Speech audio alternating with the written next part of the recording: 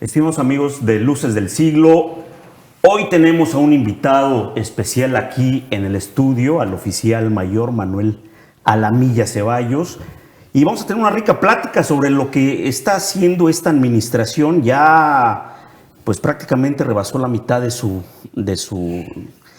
tiempo, de su gestión, y bueno, creo que hay muchas preguntas que se hacen los ciudadanos, ¿no? De cómo estamos marchando, cómo está avanzando el gobierno de Carlos Joaquín, y quién mejor que tú, Manuel, para que nos platiques un poco, que eres el especialista, el experto en estos asuntos, que nos hables un poquito de cómo vamos. Ya rebasamos la mitad del tiempo de gestión, ¿no? Ya rebasamos la mitad del tiempo. Haciendo un balance, ¿es positivo, negativo? ¿Estamos a medias? ¿Cómo lo sientes? Mira, yo siento que hay un avance positivo, positivo en varios sentidos, porque además los retos siempre han sido retos no necesariamente nuevos, son retos, creo yo. La administración pública de Quintana Roo ha tenido un crecimiento, un desarrollo histórico, lleno de cosas buenas, pero también de muchos vacíos que habría que ir solidificando poco a poco. Y creo que a esta administración le corresponde una gran parte de esa responsabilidad de poder armar bien la administración pública y poder dejar un buen legado para las siguientes generaciones y los siguientes gobiernos, de que tengan una administración mucho más eficiente, más moderna y sobre todo con herramientas fuertes que les permitan generar mejores resultados, que es lo que la ciudadanía finalmente espera. Vemos positivo porque, por ejemplo, ahora ya arrancamos con el servicio profesional de carrera, algo que ha sido una promesa de muchos años, que ha tenido algunos intentos en otras épocas y que desafortunadamente no había podido darse de manera adecuada. Hoy en día ya lo estamos implementando. Desde abril de este año sacamos nuevas reglas de ingreso al servicio público y eso para nosotros es un cambio histórico. Es decir, hoy en día ingresar al servicio público en posiciones de dirección, de jefaturas de departamento, jefaturas de oficina, incluso analistas profesionales, ya es por examen de oposición. Y eso nos permite no solamente cambiar un tema de cultura administrativa, un tema de clientelismo, un tema de patrimonialismo sobre la administración pública, sino nos permite una gran ventaja: poder tener mejores servidores públicos, poder adquirir los mejores perfiles que hay en el mercado laboral, y estamos hablando de cualquier edad, de cualquier género, que puedan participar en la administración con esas ganas, con ese ímpetu, con esas ganas de transformar el trabajo que día a día se hace con la gente, ¿no? Eso para nosotros es un cambio positivo, ¿no? Tenemos otros. Cuando hablamos del servicio profesional de carrera, me viene a la mente la parte del gobierno federal, por ejemplo. Los ciudadanos sí estamos satisfechos con esa figura, con esa herramienta, porque creemos que van a entrar los mejores perfiles, sí, ¿no? Pero también sabemos y conocemos que hay demasiadas trampas, que hay muchos favoritismos de directores generales o funcionarios de puestos mayor, que realmente le dan el espaldarazo a la gente de su confianza, y los que compiten y concursan luego se quedan en el camino. ¿Qué hacen ustedes, oficial mayor? ¿Qué hacen ustedes para ponerle un candado de calidad y garantizarle a la ciudadanía que realmente al gobierno del estado están entrando los mejores perfiles? Fíjate, diseñamos unas reglas muy claras que nos permiten concursar las plazas bajo varios preceptos. La primera es que es un proceso muy transparente. Para poder concursar una plaza necesitamos a que sea una vacante. Entonces, las dependencias que tengan una vacante, que tengan interés en ocupar esa vacante, tienen que concursarla. No hay de otra. O se concursa, o hay una definición muy clara de esa vacante, de que ese puesto en específico requiere un alto nivel, no solo de confianza, sino de preparación técnica. Además, debe pasar por otro tipo de filtros. Te podría decir, por ejemplo, el tema de los policías. Nosotros no intervenimos ahí, pero ellos pasan un tema de control de confianza también, ¿no? Entonces, como tiene una esfera específica, hay áreas que requieren ciertas especificidades y estamos en la mejor disposición de cumplirlas. Sin embargo, si hay vacantes, se tiene que concursar, porque esa es la disposición. La idea es que ese puesto se concurse y lo gane la persona de mayor credibilidad en todo el proceso, que haya ganado el proceso. ¿Y de qué se trata el proceso? El proceso es un proceso de evaluación de 5 fases.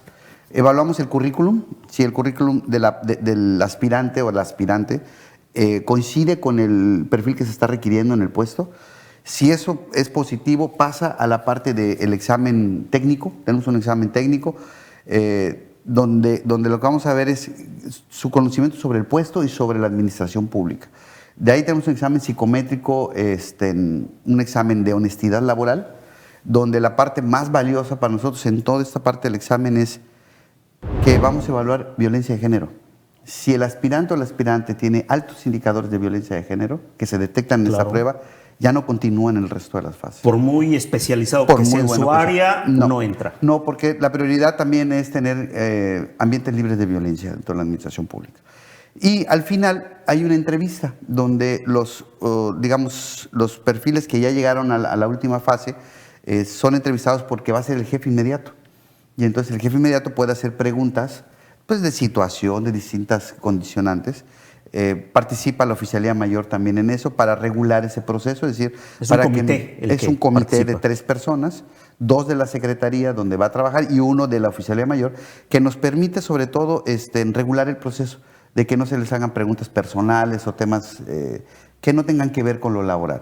Pero entre todo este proceso lo hacemos con currículum ciego, que esa es una innovación a nivel nacional. Ningún otro sistema a nivel nacional tiene currículum ciego, que es no revisamos nada de las características personales de aquellos participantes, solamente los profesionales.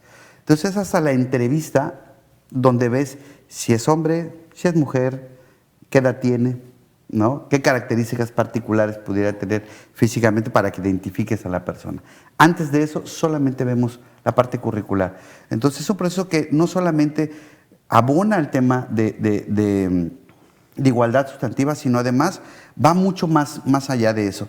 Estamos rompiendo lo que le llaman el techo de cristal, que es una percepción de política sobre la mujer, donde lo que fundamentalmente se ve es que pareciera que no hay reglas en contra de la mujer, a veces las hay de percepción y las hay de distintas circunstancias que no están escritas. A eso se le llama muchas veces el techo de cristal. Nosotros con esta política estamos rompiendo esta parte y estamos estableciendo un hito completamente nuevo aquí en Quintana Roo en materia de igualdad sustantiva. Y además está pensando en algo que va más allá de este sexenio, ¿no? Están pensando en modernizar la administración y pensando en que los próximos gobiernos pueden tener la seguridad y la tranquilidad de que van a tener gente profesional, ¿no? Sirviendo a la ciudadanía. Fíjate esa disociación, o sea, la ciudadanía vota y elige un gobierno que lo que quiere es que sea profesional y que le resuelva sus problemas. ¿Cómo resuelve el gobierno sus problemas? No solamente con creatividad, porque hoy en día no hay dinero, pero debe haber mucha creatividad. Pero además de la creatividad debe haber capacidad técnica para poder resolver esos problemas, para poder encapsular las situaciones, determinar de qué se tratan los problemas sociales y poder planear no solo en el corto, mediano y largo plazo, sino generar soluciones de impacto duradero en la ciudadanía.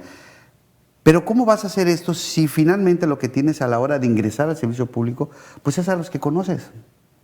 Al cuate, al vecino, al primo, al amigo. Esta práctica tenemos que acabarla, la práctica del botín, tenemos que acabarla de alguna manera. El compromiso del gobernador Carlos Joaquín es precisamente ese: incorporar una política que evalúe los perfiles para garantizar neutralidad en la administración pública. Sí hay puestos políticos en la administración, tienen que haberlos, hay en todas las administraciones públicas del mundo. Estamos hablando de secretarios, titulares, de subsecretarios si quieres, pero ya el nivel técnico sí debe ser un nivel preparado y debe tener las garantías de que va a brindar a la ciudadanía resultados efectivos. Ahondando un poquito más en este tema, a nivel federal fue el 80% de los que tenían servicio profesional de carrera después de mucho tiempo, gente muy profesional, muy especializada, muy honrada, muy capacitada, que cumplía con todas, fueron despedidos por la administración de Andrés Manuel López Obrador, ¿no? ¿Va a pasar lo mismo o podría pasar lo mismo con esta administración, con esta y con las que, bueno, no sabemos qué va a pasar con las próximas administraciones? Pero ¿cómo podemos poner esos candados para que se mantenga la gente profesional y que no vengan con motivaciones políticas los próximos gobernadores y tiren toda la basura? Fíjate que esa es una discusión muy interesante porque si bien cualquier gobernante en un futuro con un Congreso que le ayude pudiera echar atrás muchas de estas leyes que nos pudieran generar una administración pública mucho más profesional, más eficiente. Creo que también gran parte de la labor de esto tiene que ver con cómo el gobierno que implementa estas políticas, en este caso nosotros, podemos hacer compatible esta aspiración, no solo con la ciudadanía, sino también con la parte más activa de la ciudadanía, que son la sociedad civil. Es importante construir juntos. Hoy en día me parece que el gobierno, cualquier gobierno, no puede ir solo, no puede hacerlo solo. Necesitamos necesariamente crear mecanismos de gobernanza, necesitamos necesariamente colaborar con sociedad civil, porque hay cuestiones que tienen que ser transeccionales, vamos a llamarle así. Y esas cuestiones transeccionales solamente pueden pasar hoy en día con una adecuada simbiosis con la ciudadanía y con aquellos que buscan la permanencia de esos derechos, como son la sociedad civil organizada. Creo que en alianza con ellos podemos hacer esto más a futuro, en lugar de estar pensando solamente en que un gobierno o un gobernante pueda hacerlo. Creo que hoy en día tenemos que empezar en construir un gobierno todos. Claro. Eso es importante, porque al final de cuentas, yo platicaba con algunos colaboradores de que un informe de gobierno, por ejemplo, no son resultados solamente del gobernador, sino son resultados, además de un gobierno, son resultados de una ciudadanía que depositó una confianza y de que está viendo cómo se hace el uso de sus recursos para saber o para ver si hay una satisfacción en las políticas públicas, en las acciones que se están llevando a cabo. Un gobierno trabaja para todos y todos tenemos que trabajar también con ese gobierno para también guiarlo y también llevarlo ante una sociedad tan dinámica que tenemos, sobre todo, por ejemplo, en zona norte, que tenemos una ciudad muy dinámica, no solo económica, sino socialmente también. Y creo que el gobierno tiene que ser muy adaptativo a ello constantemente. Eso se logra con un adecuado contacto con la ciudadanía. Claro, es muy importante lo que dices porque gobierno que no trabaja de la mano con la ciudadanía, pues es un gobierno que fracasa, ¿no? Veo y hemos estado analizando los reportes de las audiencias públicas que tiene el gobernador con la gente, con la población. Hasta ahora vemos que está teniendo mucho resultado. Hay un 70% de respuesta positiva a la gente que va y presenta sus problemas, ¿no? Que le expone sus problemas al gobierno. ¿Cómo se está trabajando con la ciudadanía de la mano? Más allá de estas audiencias públicas, ¿cómo se contactan con la gente? ¿Cómo le escuchan? ¿Cómo le sirven? ¿Cómo se establece esa comunicación con los diferentes sectores de la sociedad? Sí, mira, yo creo que tiene que haber varios instrumentos porque la sociedad también es muy diversa. No todos usan la misma forma de comunicarse. Nosotros, por ejemplo, en Oficialía Mayor, digamos, hablo de mi campo en específico, nosotros atendemos todas las redes sociales que tenemos, ¿no? Entonces, tu servidor contesta, tengo también parte de mi equipo que me apoya contestando y resolviendo desde redes sociales, citándoles, llamándoles por teléfono a aquellos que tengan una duda, algún tema con sus temas laborales. Por ejemplo, hay gente que se quiere jubilar, gente que quiere acceder a determinadas prestaciones, podemos atenderles, entonces les llamamos, vemos, vamos resolviendo. A través abrimos una línea de teléfono directa con la ciudadanía. Entonces nos mandan WhatsApp y contestamos a través de esa línea también. Y las audiencias públicas, por supuesto. Creo que hay que tener distintos monitores, distintos espacios de apertura con la ciudadanía para que tengamos la mayor cantidad, digamos, de la expresión social, poder recopilarla y poder ser sensibles a ella. Pero no solamente atendiendo, sino entendiendo el cambio social. Claro. Creo que esa parte es la más importante. Porque podemos estar escuchando todo el día lo que nos dicen, pero hay que entender el fondo del cambio social. Y ese cambio social es lo que finalmente dirige las acciones de gobierno. Ser sensibles a las demandas, pero también a lo que se requiere en un futuro inmediato y un futuro más allá de lo inmediato. Tenemos que aprender a resolver y a leer ese tipo de sensibilidades. Creo que las audiencias públicas que lleva a cabo el gobernador tienen mucho ese sentido de cómo monitoreamos ese sentir social. Sí resolvemos el problema de una persona o de dos en específico, de 100 o de los 200 que van, pero hay una suma al final de cuál es el sentido de que las sociedades de distintos municipios se expresan. El Estado no es igual, en cada municipio hay diferencias, claro, hay sensibilidades, cultural. Diversidad cultural, social, de desarrollo económico, de intereses propios. Entonces, sí es importante entender cuáles son los temas de cada municipio y cómo vamos a abordarlos, porque no podemos hacer políticas generales, tenemos ya que enfatizar en esas diversidades y poder atacar de mejor manera esos problemas, ¿no? Claro. ¿Tú crees que tenemos hoy en día un gobierno estatal moderno, de avanzada? Yo creo que tenemos un gobierno que se preocupa por la modernidad y que estamos trabajando en ella, pero la modernidad es como la felicidad, es un tema que nunca alcanzas, sino que siempre estás en la persecución constante, ¿no? Vamos estableciendo herramientas nuevas, por ejemplo, hoy en día nosotros tenemos herramientas para medición de compras públicas. Yo te podría decir, yo supongo como ciudadano que ustedes saben bien sus datos sobre lo que sacan, publicamos, nuestros resultados por ejemplo, te hablaba de compras públicas.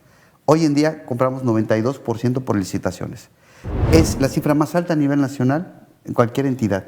Compramos 92% de nuestro presupuesto en licitaciones públicas. La mayoría lo hace por compra directa. El gobierno federal está comprando, creo, me parece, 70% por directa. Nosotros le apostamos a la competencia. Pero ¿cómo sabemos ese dato con certidumbre? Construimos una plataforma, que antes no existía esa plataforma. Antes, para saber cómo compró, tienes que hablar a cada secretaría, a cada dependencia, pásame tus datos de compra. Ah, sí, ¿de qué periodo? Mira, me confundí, no, sí. De aquí que junte los datos, pasó un mes. Hoy en día, a través de una plataforma que tenemos el dato en instante. Hoy podemos entrar, ver los periodos y saber exactamente cuánto compramos, qué contrataciones hicimos ese periodo, a quién le contratamos, los montos, todo el detalle, incluso los contratos los tenemos arriba. Entonces, hoy en día creo que gran parte de lo que guía la modernidad es la transparencia. La necesidad de transparentar y de rendir cuentas a la ciudadanía. La ciudadanía cada día pide y exige más datos. Claro. Quiere saber más de su gobierno, para lo cual tiene todo el derecho. Una sociedad más demandante. Digamos, a nosotros, por la parte gubernamental, se nos complica mucho, no porque no querramos ser transparentes, sino porque hay mucho trabajo que hacer para generar esos datos y poder ponerlos, porque a lo mejor nosotros lo procesamos de otra manera, ¿no? Son diferentes rompecabezas, ¿no? A través de transparencia pides un rompecabezas y nosotros los armamos de otra forma. Entonces tenemos que desarmar y armar como legos lo que nos están pidiendo. Eso nos lleva a trabajo, eso nos lleva a acomodarnos. Lo que queremos hacer ahora es que a través de sistemas de transparencia, de sistemas electrónicos que nos permitan modernizar el reporteo de lo que hacemos. De tal manera que cuando la ciudadanía nos pida información podamos darla. Es más, estamos trabajando en temas que tienen que ver con una transparencia proactiva, es decir, que podamos mostrar más información de la que nos pidan hoy en día, para que la ciudadanía pueda agarrar los datos, jugar con ellos, correr estudios, lo que quieran, respecto a los datos de compra pública. Nosotros estamos trabajando hoy en día en una plataforma que queremos ser completamente transparente, que la ciudadanía pueda auditar las compras públicas y pueda presenciar todos los datos, pueda acceder a ellos y trabajar con ellos si quiere algún estudio, por ejemplo, para los compañeros de los medios, para que puedan hacer trazabilidad de las compras, se puede hacer a través de esta plataforma. Para nosotros es un gran compromiso y tenemos que hacerlo de manera muy transparente, pero además muy bien explicada, porque a veces hay procedimientos que no se entienden bien, pero queremos abonar en ello. Y eso ayuda a la modernización. La transparencia es una herramienta fundamental para la modernización. Si lo vemos como un trave, híjole, estamos perdidos. Tenemos que ver este tipo de retos como los impulsos necesarios para avanzar a lo que sigue. Oye, como oficial mayor tienes un reto tremendo en las manos, ¿no? Por ejemplo, mira, yo no soy tan partidario de las encuestas que se generan, porque sabemos cómo se manejan algunas empresas encuestadoras, pero las que he visto mediáticamente ponen al gobierno, a esta administración, en una medianía, ni tan bueno ni tan malo, como que ahí va, ¿no? Como que comparado con otras administraciones, ahí va. ¿Tú cómo podrías defender esta parte como oficial mayor? Decir, bueno, no es cierto lo que se dice, tenemos un gobierno mucho más competitivo porque estamos capacitando mucho mejor a nuestros funcionarios públicos, servidores públicos. ¿Cómo podríamos derrumbar esa idea de que estamos con un gobierno que está en las medianías? Fíjate que es bien interesante lo que planteas. Es una pregunta que creo que nos hacemos muchas veces todos. La verdad es que más allá de entender esta medianía que dices de la evaluación, creo que hay varios factores que hay que tener en cuenta. Primero, las expectativas ciudadanas siempre son muy altas sobre lo que espera de su gobierno. Y no es que esté mal, yo creo que al final de cuentas el gobierno debe aspirar a llegar a esas expectativas de la ciudadanía. El problema generalmente está en los retos que tiene que enfrentar el gobierno para poder llegar a ello.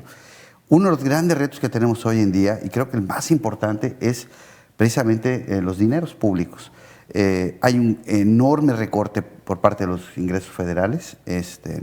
Diga lo que se diga, finalmente no está llegando la misma cantidad de recursos que llegaba antes. Eso nos implica echarnos para atrás en muchas metas, eso nos implica redoblar esfuerzos en otras áreas, empezar programas de austeridad mucho más severos en términos de poder generar los recursos suficientes para las áreas que sí son prioritarias: seguridad, salud, educación, infraestructura, y quitarle a la parte administrativa carga sobre aquellos gastos que no deberían estar haciendo. Y no me refiero a un tema de personal o recorte, pero no tiene nada que ver ahí. Con la nómina. Creo que siendo creativos y siendo más modernos podemos generar mucho más economías para poder ayudar a la otra parte. Pero son quizá las restricciones y los retos que tiene el gobierno lo que finalmente no le deja llegar a las expectativas. No es que el gobierno no pueda por sí solo, sino que necesitamos necesariamente recortar en algunas cosas porque no nos llegan los mismos recursos. Necesitamos ver que además los retos sociales no son tan sencillos. Claro. La mayoría de los retos sociales están interconectados con otro tipo de retos y tenemos que atender más allá de lo que simplemente pareciera ser un problema pequeño, ¿no? Creo que ahí es necesario, y es cuando yo te digo, la participación ciudadana es importante, porque no solo hay que compartir los resultados, hay que compartir los retos. Y creo que una ciudadanía vinculada a su gobierno, que entienda también los retos que tiene el gobierno para sacar adelante muchas de esas expectativas que tienen, es fundamental, porque no va a haber otra forma de construir una mejor democracia que esa, en la cual compartamos los retos, los problemas. Evidentemente el gobierno tiene la responsabilidad de atacar muchos de ellos y sobre todo resolverlos, pero de la mano ciudadana creo que podemos construir mucho mejores opciones, mucho mejor entendimiento. Y creo que esa medianía que tiene que ver básicamente la distancia entre lo que pienso del gobierno y lo que pienso que debería estar haciendo el gobierno, podría subir en términos de que no es lo que piensa el gobierno, es lo que sé que es mi gobierno, que sé que es lo que tengo y sé que son los retos también míos como ciudadano para poder ayudar a mi gobierno. Y creo que eso lo está entendiendo la gente, ¿verdad? Yo de que creo recibieron que sí. Una administración quizá un poco deshecha o desorganizada, ¿no? Creo que, mira, es un constante, ¿no? Todo el tiempo se reciben administraciones así. Todo el tiempo se reciben ciertos, digamos, desaseos de las administraciones anteriores. Y creo que tiene que ver mucho con un gran rezago que tenemos estructuralmente. O sea, no es culpa de una persona, de un grupo de personas, es culpa de una historia que hemos ido arrastrando y que hemos ido olvidando. La parte administrativa es fundamental, porque si bien debería ser la parte adjetiva de la mayoría de las secretarias, es decir, una secretaria que se encarga del desarrollo económico no debería estar clavada en el tema administrativo, sino en el tema de desarrollo económico. La lógica que tenemos hoy en día es distinta. La parte administrativa pesa tanto, hay tantas reglas, hay tantas regulaciones, que termina siendo prioritario antes de atender lo que realmente deberían estar atendiendo. Por eso es importante volver a poner los caballos delante de las carretas y poder jalar eso a mejores resultados, mejores estadios. ¿Está funcionando? Yo te diría que sí, y te voy a decir un ejemplo para mí claro de ello. El Observatorio Ciudadano de Políticas Públicas. Es un observatorio que se construyó aquí, precisamente en Cancún, en zona norte, con sociedad civil y gobierno, para el compromiso, para cumplir los compromisos contraídos en campaña del gobernador Carlos Joaquín, y que se asignaron y que se establecieron, y hay una página de internet y todo, donde se le dan seguimiento y sesionamos periódicamente. Y la idea es ver cómo va cada secretaría con su responsabilidad. Pero en un ejercicio, como le llama la sociedad civil, de co-creación, donde nos sentamos con ellos, diseñamos con ellos las políticas públicas, evaluamos los impactos que pudiera tener y las impulsamos. Y aparte se evalúa cómo van, cómo no van, se sienta el gobernador, por supuesto, y se le reporta, oiga, este secretario no va bien, este secretario va bien, este compromiso va acá. Entonces, hay una construcción positiva porque ya vamos más del 90% de los compromisos cumplidos a 3 años de administración. Entonces, eso es importante. Lo que nos falta por cumplir, seguramente vamos a estar terminándolo, si no ese año, iniciando lo que sigue, pero lo que quiero demostrar es que hay un compromiso real del gobierno por alcanzar esas metas y esos compromisos que se hicieron con la ciudadanía y con la sociedad civil organizada, y que creo que todavía nos quedan más retos. El tema es el dinamismo social. Sigue habiendo más retos Sigue el gobierno estando atrás de esos retos, vamos cumpliendo unos, pero vamos a tener que alcanzar los otros. Cuando alcancemos los otros habrán otros más. Claro. Pero es importante el contacto ciudadano, es importante la vinculación, es importante participar, es importante los comités de vigilancia, es importante todo aquel espacio donde la ciudadanía pueda pasar a expresar y a sentir que construye con su gobierno. Eso es importante. Parte de tu responsabilidad como oficial mayor es vertebrar, es articular a todas las áreas de la administración. ¿Estamos de acuerdo? Sí. ¿Cómo lo están haciendo? ¿Cómo se están comunicando secretarios con secretarios para tener una autoridad menos jerárquica, vertical, y hacer algo mucho más horizontal, que se ha demostrado que da mucho mejores resultados en los gobiernos? Mira, algo que hemos impulsado mucho en la Oficialía Mayor es el tema de no somos funcionarios, somos servidores públicos. Y es importante porque el servidor público, a diferencia de un funcionario, tiene un espíritu de cuerpo. Y el espíritu de cuerpo tiene que ver con un trabajo en equipo. Un servidor público, uno más dentro de la administración, es alguien que se integra a un equipo de trabajo para resolver. Y estos equipos de trabajo son muy diversos. Puede ser un equipo de trabajo por tu dependencia, puede ser un equipo de trabajo por el problema que hay que resolver. Ya hay problemas que son transversales.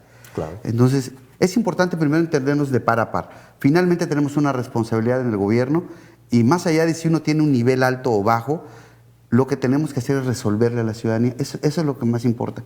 Creo que en ese sentido lo que hemos buscado sobre todo es generar buenas estrategias de comunicación, pero sobre todo de vinculación del trabajo. Hoy en día después de evaluar varias veces, varias prácticas que hemos hecho, hemos establecido ahora, formas de trabajo que transversalmente sea por procesos y no por dependencias, porque eso nos termina poniendo barreras. Las dependencias, cada una tiene una lógica distinta. Pero cuando hay procesos que son transversales, te podría decir temas, por ejemplo, de inversiones, donde interviene más de una dependencia para evaluar el impacto, por ejemplo, ambiental o el impacto económico, además pasa por varias dependencias. Imagínate, a veces es una tortura para el que lo hace un trámite, quieres poner un nuevo negocio, pasar a una dependencia, luego pasa a la otra, luego pasa a la otra, luego pasa al municipio, luego, híjole, es un calvario. Resultados muy buenos las ventanillas. Exacto. Pero lo importante es que tengamos diseñados procesos que de manera transversal, inteligente, pero sobre todo bien establecidos las fases, podamos resolver a la ciudadanía de manera mucho más ágil. Ese es el reto quizá más importante. Si me dices que lo estamos haciendo bien, yo te diría, no lo suficientemente bien. Tenemos que avanzar en ello todavía. Tenemos mucho que hacer en eso. Hay muchas Es bueno ser autocríticos en esta parte, sí, ¿no? Yo creo que es muy sí. sano como gobierno. Hoy, si a 3 años no somos autocríticos, ¿cuándo? ¿No? Ya cuando termine la administración no tiene ningún sentido. Yo creo que la autocrítica tiene que estar constante. Y creo que la autocrítica, además, debe ser dura. Debe ser dura porque la ciudadanía es más dura. Mucho más dura para evaluar. Y debemos estar a la par de ello. Si no terminamos de entender esto que platicamos hace un momento, de que el gobierno está para llegar a esas expectativas, pero también hacer entera a la ciudadanía, mira, me va a tomar más tiempo porque tengo retos diversos, pero necesito que me ayudes, necesito que te complementes conmigo, necesito que veas lo que hago, necesito que me ayudes y entiendas hacia dónde vamos. Creo que esa parte es importante. Y es importante entender algo que a veces no se termina de entender por la geografía que tenemos, pero Quintana Roo es un estado sumamente diverso. Pues ve, Cancún solamente, esta ciudad es una ciudad cosmopolita, es una ciudad que tiene una dinámica económica impresionante, muy diversa, pero además también socialmente tiene una viveza distinta que el resto del estado. Pero así es cada municipio, tiene sus particularidades. La zona maya, por ejemplo, ¿no? Somos diferentes. Hay prioridades como estado, sí, y tenemos que saberlas bien. La desigualdad, que es, digamos, el tema más importante que fijó esta administración, es el tema que más nos pega. La desigualdad no solamente urbana, la desigualdad rural, la desigualdad al acceso a oportunidades de la gente, de los jóvenes a la educación, en fin, ese es el gran reto de todos. Tenemos que juntar esfuerzos, norte, sur, para abatir la desigualdad donde esté la desigualdad. A pesar de que yo tenga retos enfrente de mi casa, hay que entender que hay otros balances que tenemos que observar como Estado. No basta ver el árbol, hay que ver el bosque. Y hay que entender ese bosque, porque regulares de eso depende mucho de la estabilidad de este centro, aunque hay políticas que vamos en el sur, hay cosas que van a depender de ahí para que le vaya bien al norte también. Y hay cosas que van a depender de políticas sociales en el norte para que le vaya bien al sur. Y a veces esos equilibrios no los terminamos de ver. Son importantes. Hay dos puntos que has abordado aquí que me parecen muy importantes. El primero es cuando hablabas de la juventud. ¿Qué tanto tenemos un gobierno con servidores públicos jóvenes? ¿Está muy equilibrado la experiencia de los adultos o le están dando más oportunidades laborales a los jóvenes que salen de las diferentes universidades bien preparados? ¿Cómo está el esquema de la juventud dentro de esta administración? Fíjate, yo creo que más que un esquema de juventud, lo que se ha manejado en la administración es un esquema meritocrático. Es decir, tenemos los perfiles al frente de las dependencias que cumplen con determinadas exigencias que se tuvieron al inicio de la administración. Necesitamos gente con una preparación técnica, con una experiencia política también, una experiencia, digamos, administrativa política de alto nivel. Y lo que buscamos sobre todo es gente que haya estado del lado de lo que tiene que resolver, para que entienda la dinámica que tiene que emprender, ¿no? Pero en la parte de la igualdad de oportunidades, yo te podría decir, el tema de, por ejemplo, nosotros, servicio profesional, brinda igualdad de oportunidades a todos para entrar. Nosotros no exigimos experiencia obligatoria, a menos que sea una dirección, por ejemplo, ahí sí necesitamos una experiencia determinada, pero en muchos de los puestos que concursamos no necesitamos experiencia. Quizás sugerente, una experiencia de 2 años, pero sugerente. Entonces hemos tenido una diversidad de edades participando. Creo que el tema aquí es inclusión. Y entonces hemos tenido jóvenes de 23 años que han ganado un cargo público hasta adultos de 62 años. Porque no vemos la edad, vemos el desarrollo profesional. El mérito. El mérito. Y entonces, hace poco, nosotros hemos concursado 44 plazas, 44 vacantes. Hemos hasta el día de hoy podido incursionar 25 de ellos, de esas plazas, ya están trabajando 25 jóvenes, otros están en proceso todavía de evaluación, pero 25 ya están incorporados. Nos hemos reunido con ellos y vemos de todas las edades, de todas las composiciones sociales. Afortunadamente y felizmente 53% son mujeres. Eso es una maravilla, son mucho más competitivas, han logrado más los puestos, qué bueno, porque sin buscar una política, digamos, específica de equidad, a través del currículum siempre logramos impulsar esa parte y creo que ha sido exitoso. Y la verdad es que lo interesante son los perfiles que nos han llegado. Los jóvenes tienen una preparación tremenda, con un cierre de oportunidades para tener experiencia, es lo que les ha pasado.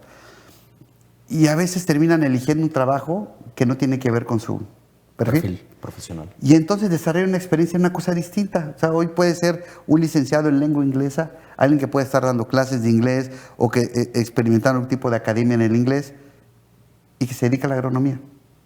Sí, ¿no? Es cierto. Entonces, los jóvenes terminan aprovechando la oportunidad que se les presenta. Es la verdad. El servicio profesional que buscamos nosotros es, tú tienes algo que ver con este perfil, corres por esta misma línea de los perfiles que requerimos, presenta tu examen y participa. ¿Hay una página específica? Sí, para tenemos meterse todo. El sistema es completamente transparente.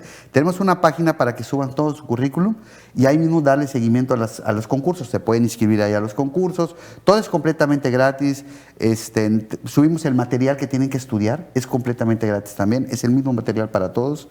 Los exámenes son en computadora, tenemos resultados de manera inmediata, se suben y se publican en internet. Como solo nos llevamos por folios, no por nombres, por el currículum ciego, entonces todos pueden ver con su número de folio qué calificación tienen en cada parte del proceso. Pueden impugnar también, porque les garantizamos ese derecho. Qué bueno. Entonces pueden decir, oye, no estoy de acuerdo, revisamos el examen con ellos y para que se vayan con la seguridad de eso, ¿no? Oficial mayor, una pregunta clave también, un asunto clave que le preocupa mucho a la ciudadanía. Y sobre todo en estos tiempos que hemos visto manifestaciones públicas de mujeres y todo, ¿cómo se están dando? ¿Se han presentado casos de acoso u hostigamiento laboral en esta administración? ¿Cuántos casos se han dado? ¿Cómo los han resuelto? ¿Cómo se está trabajando para la prevención? En fin, es un tema central para cualquier administración pública. Justo le dice el clavo, estábamos platicando en la mañana con una colaboradora ese tema y es un tema muy importante. Hay una política establecida a través del Instituto Quintana Roo de la Mujer de un seguimiento institucional de estas situaciones. Nosotros, por nuestra parte, en la Oficialía Mayor, hemos coincidido con muchas de esas políticas y hemos buscado potenciarlas adentro de la administración. Algo de lo que hemos hecho es que diseñamos un protocolo de actuación en materia de acoso y hostigamiento sexual dentro de la administración. Porque más allá de que la víctima pudiera recurrir a instancias judiciales, que es su derecho, nosotros debemos que garantizar un ambiente libre de violencia al interior de la administración. Entonces también tenemos que tener políticas, o debemos tener políticas que le garanticen ese ambiente libre de violencia. Entonces, parte de ese protocolo tiene que ver con ello, de captar la denuncia, tener un seguimiento claro a la denuncia, tiempos perentorios para la atención de la denuncia y una resolución para la misma. Entonces, ese protocolo lo terminamos, tuvimos un financiamiento del Instituto Nacional de las Mujeres para hacerlo, y se le turnó al IQM para su revisión. Está en análisis de ellos en este momento, para saber algunos señalamientos y poder implementar. Por otra parte, estamos nosotros terminando ahorita un borrador de otro protocolo que tiene que ver precisamente con casos no solamente de acoso y hostigamiento sexual, sino también de discriminación al interior de la administración, que también es otro tema importante. Sí, la discriminación. Y yo creo que se va a quedar en borrador un rato, porque tenemos que agregarle ahora el tema de estrés laboral, que es un nuevo tema que se está incorporando para empresas, y creo que nosotros como gobierno debemos actuar a priori, y tenemos que tener ya este protocolo también cimentado dentro de nuestra normatividad. Antes de que nos obliguen a hacerlo, creo que debemos avanzar hacia ello.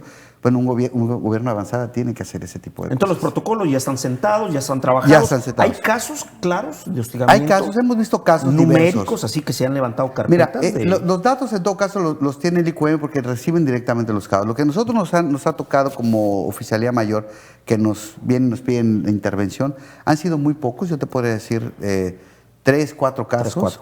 En algunos casos termina por no ser un asunto de acoso sexual, sino un tema laboral, ¿no? Malentendidos o A veces sí, a veces hay aprovechamientos también del tema. O sea, resulta que no era un tema, acusan acoso laboral a un jefe, y resulta que el jefe lo único que pidió fue el trabajo que tenía que hacer esta persona. Se demuestran a través de los mensajes, porque hay WhatsApp, hay una serie de cosas. Y al revisar nos damos cuenta que el tema era netamente laboral, no había ninguna... Eso en cuanto a la parte laboral. En cuanto a la parte sexual del acoso Es que llega como hostigamiento sexual. Llega bajo esa figura. Es que mi jefe me está acosando y quiere dar, ¿no? Entonces, cuando te metes a revisar el caso, termina siendo laboral. Muchas de las ocasiones termina ahí. Y eso también amerita una reparación, fíjate, porque de alguna u otra manera, imagínate que alguien te acose a ti, te acose de hostigamiento sexual, y tú dices, pues no, lo demuestras, terminas demostrando que nunca pasó, que no fue así, que fue un tema laboral que transformaron en otro. Tú mereces una reparación de daño, porque finalmente si salen a la prensa, sales a decir tu imagen, tu familia, ¿no? Hay todo un caso. Hay que analizar cada caso a detalle con la seguridad de que si se sigue un protocolo, lo vamos a hacer bien. Si no hay un protocolo, cualquier cosa es inventada y cualquier cosa puede surgir ahí, y no necesariamente es ayudar, ¿no? Por eso es importante que ya construido este protocolo, lo pasamos al IQM para que ellos nos digan con su experiencia, con su visión de la política, si procede, no procede, y cómo pudiéramos implementarlo de la mejor manera para cuidarnos y cuidar a las personas que caen en ese tipo de situaciones. Por lo pronto, ¿no? están cuidando esa parte. Sí, claro, por supuesto. ¿Verdad? De hecho, mira, nosotros hacemos una encuesta de clima laboral cada año. Y en esta encuesta de clima preguntamos también temas de acoso y hostigamiento sexual. Esta encuesta se le presenta a cada miembro de gabinete y se les da un reporte por dependencia de cómo está su clima laboral, de cómo su personal lo percibe al titular y percibe el clima de su área de trabajo, para que metan mano y que empiecen a reparar. Pero además te digo, este tema del servicio profesional, evaluamos el tema de acoso y hostigamiento sexual. Hemos tenido casos de hombres y de mujeres que tienen alta incidencia en acoso y hostigamiento sexual, y lo detecta la prueba por una serie de preguntas que hace. Entonces, cuando lo detectamos, lo que hacemos es sentar a los concursantes y decirles, salió este reporte, no puedes continuar. Efectivamente. Afortunadamente, el día de hoy hemos tenido aceptación con el tema, se llevan la prueba, cualquier cosa pues también pueden impugnar, no ha sucedido, pero preferimos parar estos temas antes que tenerlos dentro de la administración, y después ya es más complicado. Ya es un tema laboral, sexual, me explico, porque finalmente tienes que darle de baja y se vuelve un problema laboral. Lo que tratamos de hacer es poner un freno antes, es decir, ex ante sea servidor público, una de tus características es que no seas un violentador de estos temas en contra de la mujer, ¿no? Y en contra del hombre también, finalmente. Y el coco del empresariado, el problema que se está ventilando últimamente o recientemente en medios, los empresarios, la falta de pagos, ¿ya resolvieron el pago a los proveedores? ¿Ya lo resolvieron? Sí, fíjate que eso la trae la Secretaría de Finanzas.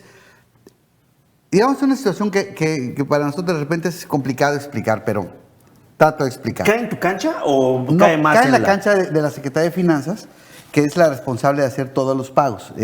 Realmente ya ninguna secretaría se encarga de hacer pagos de manera directa, sino realmente la administración la parte financiera la carga la Secretaría de Finanzas.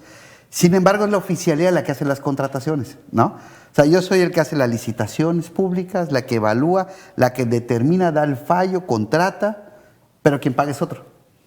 Evidentemente al proveedor lo que te dice es, a mí no me importa que sea, gobierno me tiene que pagar y con gobierno dice el contrato y gobierno, tiene toda la razón. Hay un avance ya importante, ya la Secretaría de Finanzas ha empezado a hablar. También es parte de la situación del recorte también inesperado que tuvimos de fondos federales, ¿no? Porque había varios compromisos que se tenían que cumplir a través de ello y que no llegaron, varios recursos que debían regresar y no regresaron. Entonces, creo que ahí sí nos pusieron una situación muy complicada porque no es un comportamiento atípico de lo que se había tenido en las finanzas públicas, ¿no? Entonces, sí hubo algún retraso con el pago de proveedores, eso es cierto, algún retraso. Se ha hablado con los proveedores también para pues pedirles un poco de tiempo, pero también se ha ido avanzando con los pagos. Es parte de lo mismo. Se va afectando varias cosas. En lo que te decía, se hace un recorte, son 4,000 millones de pesos que dejamos de percibir. Se refleja evidentemente en alguna parte. Entonces, hay un retraso en pago, hay un retraso en obra, hay un retraso en eso. Sí hay un retraso, pero tiene que ver precisamente con el fluido de recursos, no porque el gobierno se ha desobligado con sus cosas, sino que teníamos programado algo que de repente dicen, oye, siempre no, espérate, ve qué tiempo estamos, ya tenemos avanzados los compromisos, complica todo, ¿no? Necesariamente. Perfecto. Para cerrar la entrevista, ¿qué ya vienen los últimos 2 años y medio, casi 3, un año perdido que va a ser electoralmente, en el cierre? Este tiempo que queda, Manuel Alamilla, ¿cómo lo ves? ¿Cómo lo vas a trabajar como oficial mayor? Pues fíjate, creo que esos son los años más importantes. Evidentemente hay que demostrar a la ciudadanía que hay un trabajo avanzado, hay un trabajo importante, y hay que demostrar a la ciudadanía que vale la pena el trabajo que se ha avanzado.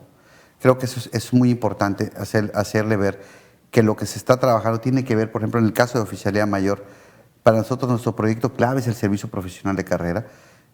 Es importante porque viene a traer una serie de beneficios a futuro al gobierno. O sea, quizás no se ve ahorita en el corto plazo, pero en un futuro lo que buscamos es una administración mucho más profesional, con reglas claras, con quitar los cuatismos y compadrazgos y poder asegurar a la ciudadanía que hay servidores públicos de calidad que están resolviendo los problemas. Tenemos que avanzar nosotros en solidificar eso. Precisamente lo que tú preguntabas, no va a llegar otro y lo va a mover, probablemente lo pueda hacer. Pero lo que tenemos ahorita es que necesitamos reforzarlo y necesitamos no solamente concursar plazas, tenemos que tener un sistema de incentivos también para los trabajadores para que se sigan capacitando, se sigan profesionalizando, se sigan especializando. Tenemos que tener todo un sistema también de evaluación de ese desempeño, también para saber no solamente es que entren por examen, sino evaluarlos constantemente. Necesitamos darle a la ciudadanía la claridad de que va a tener una administración profesional y de que tenemos que ocuparnos del resto de los problemas. Pero quizá sea un asunto que podamos ya ponerle una palomita en algún sentido. Necesitamos avanzar en transparencia en compras públicas. Me parece que hemos hecho esfuerzos que han sido prácticas, para nosotros han sido prácticas innovadoras, incluso a nivel nacional, como la transmisión en vivo de licitaciones públicas, que empezamos a hacerla en el gobierno del Estado. Hoy en día varios municipios ya lo hacen, lo cual es motivo de satisfacción de todos, porque puedes ver cómo se hace una licitación de obra o una licitación de bienes y servicios a través de páginas de redes sociales. Entonces, ese tipo de prácticas tenemos que potenciarlas aún más. Tenemos que avanzar en otro tipo de prácticas gubernamentales. La subasta pública de vehículos, por ejemplo, que es una práctica que a nosotros nos ha rendido excelentes frutos. O sea, vendemos al 236% de ganancia. No hay ninguna práctica gubernamental que te deje tanto margen de ganancia como la subasta de vehículos. Y la verdad es que hay situaciones como esas, como otro tipo de prácticas que hemos llevado a cabo, que debemos dejar sólidas para el gobierno porque funcionan, porque les puede generar más margen de ganancia, porque les puede generar más margen de credibilidad. La subasta pública hoy en día tiene mayor credibilidad que las que se hacían antes, porque el simple hecho de que es transparente, de que cualquiera puede participar, entrar, observar, ver cómo se lleva a cabo. Entonces, creo que hacia ahí tenemos que avanzar. La transparencia es una gran herramienta. Nos falta vincularnos más con sociedad, nos hace falta despertar más interés en la ciudadanía, en vincularse en las actividades gubernamentales, porque creo, y eso lo digo ya no como oficial medio, sino a título personal, si se puede, ¿verdad? Creo que gran parte de las cosas que han pasado en el Estado, en otras administraciones, de lo cual nos quejamos siempre como electores, es porque la ciudadanía ha dejado un gran vacío también en participar directamente en las acciones de gobierno, en evaluar y en reclamar y en decir cuándo sí, cuándo no se están cumpliendo las cosas. Esa parte es importante. Por eso creo yo que las audiencias públicas siguen mostrando al gobernador de frente y de cara al pueblo quintanarroense para responder por los resultados que se están haciendo. Si el gobernador no pensara que estuviéramos teniendo resultados, no estaría haciendo las audiencias públicas. Estamos seguros de que estamos haciendo un buen trabajo. Estamos también seguros de que no lo estamos comunicando adecuadamente. Eso también te lo podría decir, como autocrítica, ¿no? Claro. Bueno. Tenemos que avanzar en comunicar a la ciudadanía qué estamos haciendo, cuál es el fondo de las cosas que estamos trabajando y hacia dónde va. Creo que hay buenos resultados, nos hace falta comunicarlo más, nos hace falta participar más con la ciudadanía para poder cerrar una administración que yo creo que es una administración de trance, y creo también, porque no vamos a terminar de resolver muchas de las cosas que se tienen que resolver, donde está la expectativa de la ciudadanía, pero vamos a lograr sentar buenas bases. Pero se sentarán esas bases de manera más permanente si la ciudadanía participa, si la ciudadanía se involucra, si tenemos actores sociales trabajando en ello. Creo que esa es la parte que tenemos que entender de esta nueva época de gobierno, de un gobierno mucho más democrático, que necesita ser más democrático, vinculando a su sociedad civil en ello, ¿no? Pues Manuel, gracias por la entrevista. No, muchas gracias, muy ilustrativa, estimados amigos de Luces del Siglo. Pues tuvimos esta entrevista con el oficial mayor. Creo que nos quedan muchas cosas muy claras. Hay mucho que trabajar, por supuesto, de la mano con el gobierno. Ciudadanos y gobiernos tienen que estar trabajando permanentemente si queremos tener un estado muy desarrollado y en progreso, ¿no? Pues gracias por la entrevista y esperamos verte pronto. No, muchas gracias. Al contrario, un gran agradecimiento por esta oportunidad y por saludarles. Muchas gracias.